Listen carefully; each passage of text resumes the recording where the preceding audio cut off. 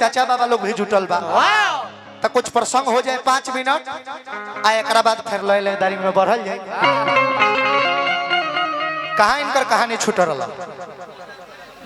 नजर मिलैले वालो सीता और राम के नैनाचार भइल बा। जीव का देखावत है सीता राम के जब नैनाचार भइल बा एगो सखी आके हाथ आँख तर फेर देले बड़ी आ कहली जे चल यही समय पर फेर काल्हे आवल जाए।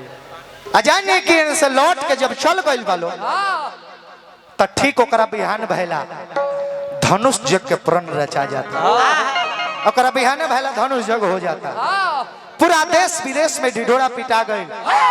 कैसे देश विदेश में ढिढोरा पिटवाइल बा। हां पिटा कैसे सुनो सुनो देश विदेश का राजाओं, ये हमारा जनक राजा का प्रतिज्ञा है कि जो भी धनुष तोड़ देगा उसी के साथ सीता का संबंध होगा।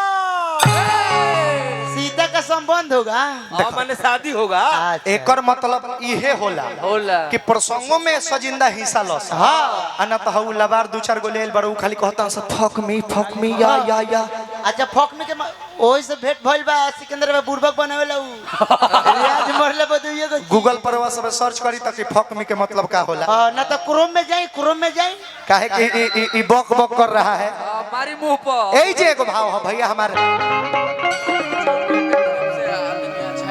पप्पू चौबे जी हमरा के 100 रुपया पुरस्कार देहनी है, फिर 200 रुपया हमरा के देनी है। देखी तब वाह है 200 रुपया एक बार में घप से पुरस्कार दे दें। हार्दिक अभिनंदन बंदन भगवान राउर एकदम यही तरह चेहरा चांद खानी चमकावत रहो। अरे हल चल मचल पान करिया में हल चल मचल ए नगरिया में का त राजा जनक दाना बारजी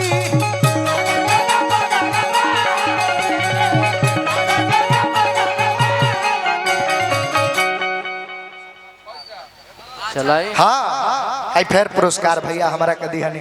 हार्दिक अभिनंदन। हलचल मचल बा नगरिया में राजा जनक दरबार जी। अरे जिन बीरा तूरी दीहन शिव के धनु ही आहे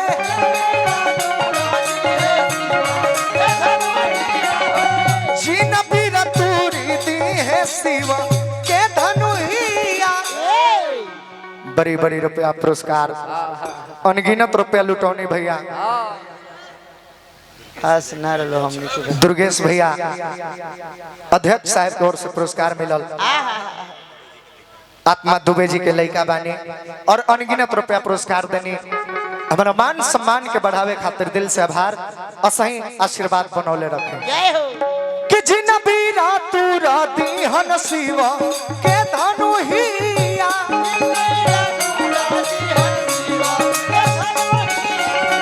तसिया डली है गरबा में हार है।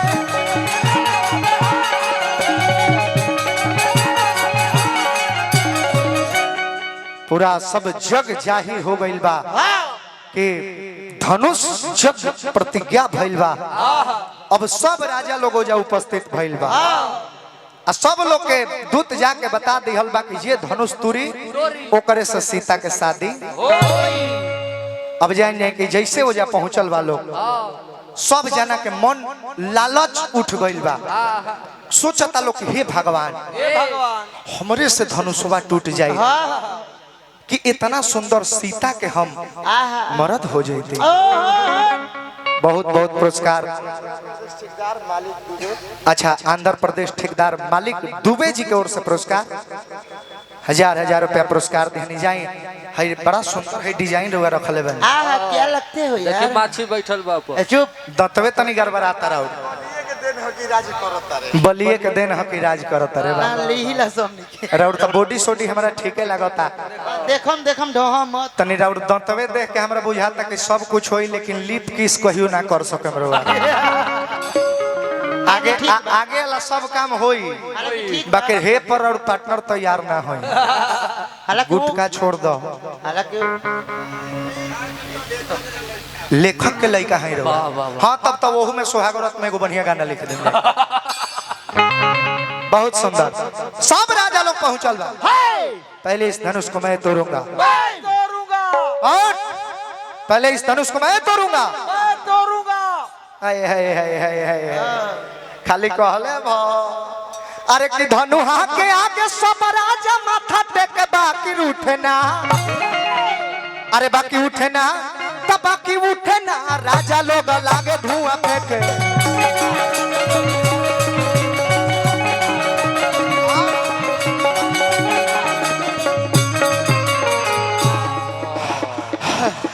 राजा का जूता सुख हो लोग भाई। पहले रे मिर्गी का गए मेरी लागत तू रजे हो लोग का। तार नाम का परी भाई? राजा खनन सिंह। कौन सी राजा खनन सिंह मनन सिंह के भाई बुझाता रहे। इहो जिदी हठी बा। तू रजे हवा चंचन हैं लो एलैंड के राजा ना है तो सर। हाय देखा है प्रदुमन जी हुनकर कुटुम है जो बैठल देखा लबर लबर हो बोलत ना नु। देखा उनका सत्य गुना बढ़िया बोली लेकिन हम बरज के रखी लेकिन बाउर नहीं के बोले। आप भी राजा ही हैं? हैं? आप राजा ही हैं? कौन भाषा बोला था? एलैंड के राजा ना हवन। कहाँ आपका मकान कहाँ हुआ? चाइना। अरे बाप रे बाप चाइना से आइल भाई। अच्छा ये बताओ हर नाम का परी? रो सबके समझ में आवता जी? ना हमरो बाउंस करता बाहरे बाहर। का नाम बताओ हा? एक minute what is your name? एक और इंग्लिश हो अलग बुझाता। सिकंदर भैया कहाँ से ही चलल बाजी? What is your father's name? अच्छा पैसा। अरे बाप रे अच्छा हाय देखता रे बुआ हाय देख ले जा के मर जो ले जा के मर। बगल में गंगा जी बड़ी दाढ़ी बढ़ा के बुझाता कि आसाराम के कुटुम हवे। हां का कहला? उनका के तनी धन्यवाद दे दो भैया के। बाप रे बाप तारा बाबूजी के का नाम हो? आयो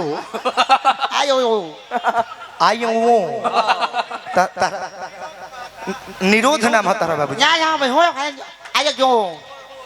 होर। अच्छा तारा माई के नाम? पता के नाम बता का अपना माई के नाम बता दो। ना ना बता दो अच्छा अच्छा भैया कुछ पैसा और दे माई के नाम बताई। नहीं माई के नाम बताई है को कुछ पैसा ला। हाँ हाय देखा हाय ला हाय ला हाय मौसी के नाम बतावे खातिर। चलो अब चलो पहले माई के नाम बताओ। पाछा से जन्मल बड़े पाँच जगदेवनी। मौसी के नाम? ऊना। ऊना ऊना ऊना ऊना नाम है मौसी। तुम क्या करने आए हो? क्या करने आए हो? अच्छा मतलब धनुष तुरबा। धनुष तुर के क्या करबा? धनुष तुर के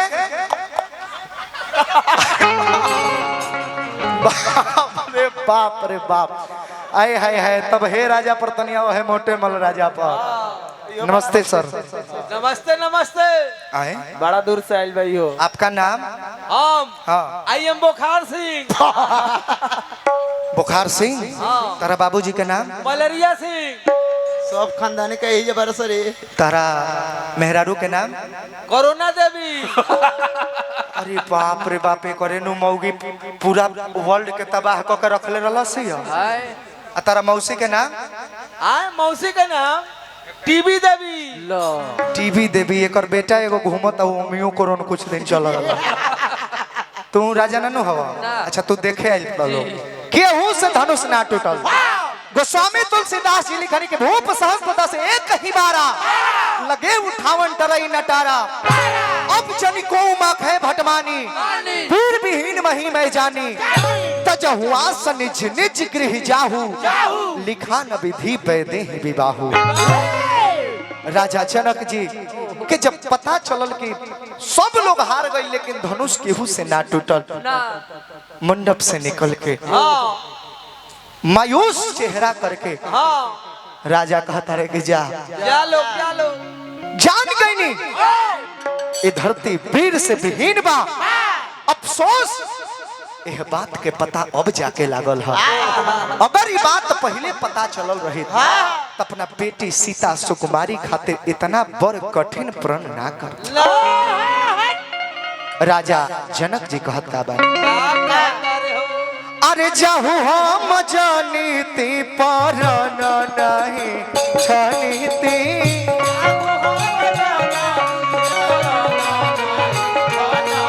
हो जाहु हम जानीती पर न छनीती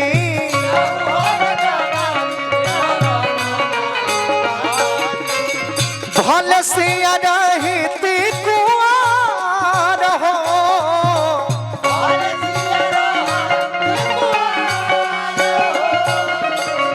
देशरे विदेश के नरेश लोग झूठले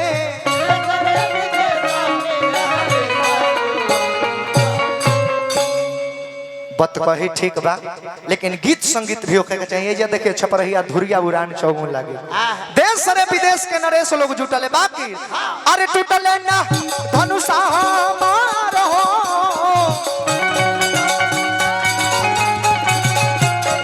देशरे विदेश के नरेश लोग जुटले टूटले ना धनुषा मार हो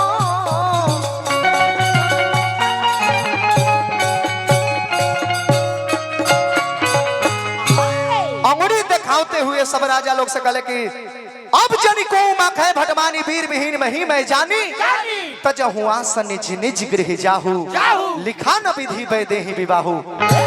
सब जना अपना घरे जा। अंगुरी गौर करब छत्री बर्दाश्त ना करे जे मर्द होला वो अंगुरी बर्दाश्त ना करे। वही समाज में उच्च सिंहासन पर गुरु विश्वामित्र जी के साथ में राम और लक्ष्मण जी बैठा रहलन। सब लोग अंगुरी बर्दाश्त कैलस लेकिन लक्ष्मण जी तनी खिसिया मिजाज के रहले। मंच पे खाड़ गए कहले राजा रघुवंशी महजह को होई तेही समाज अस कहीं ना कोई जौना समाज में एगो भी छत्री के लाल होला ओ समाज में व्यंग बानी उचित ना लागे। एजे एगो पूर्वी के भाव है बाउर बाउर बतावा जब तू कहबो तब पूर्वी आ कुछ गीत संगीत ई सब के गाए खाली बोले आइल बड़ा रोशन राज के देखो के तरह लक्ष्मण जी कहता रे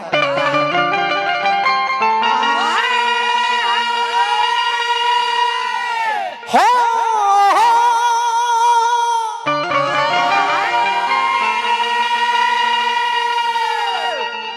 आरे रघुवंशी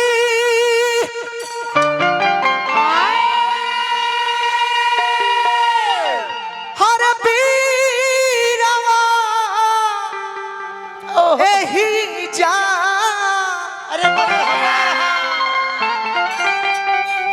आरे लगवले बारे आसा अरे धन हो अरे कि तब का है राजा ऐसा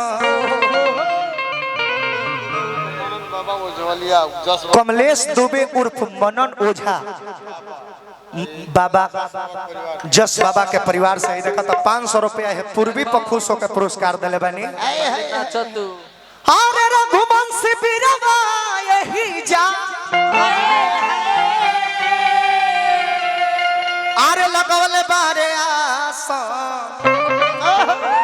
अरे तब का है राजा ऐसन गायत्री बाबा लड़ेला रहे अरे कि तब का है राजा ऐसन अरे तो तबानी भाषा तब का है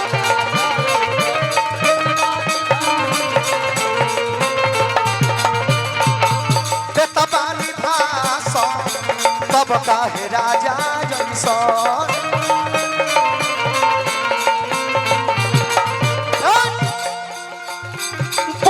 से पहले बात बोली सूझ बूझ के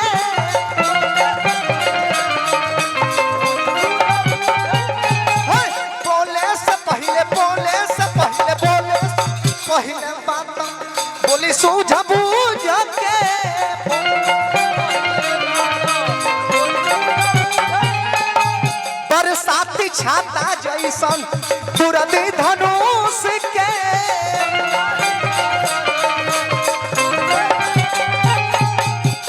बाकी नहीं खिंचाह तूरे के रे दैबा नहीं खिंचाह तूरे के हम अनुशासन तब काहे राजा ऐसा अरे देतबानी भाषण अरे तब काहे राजा ऐसा देतबानी भाषण तब काहे राजा ऐसा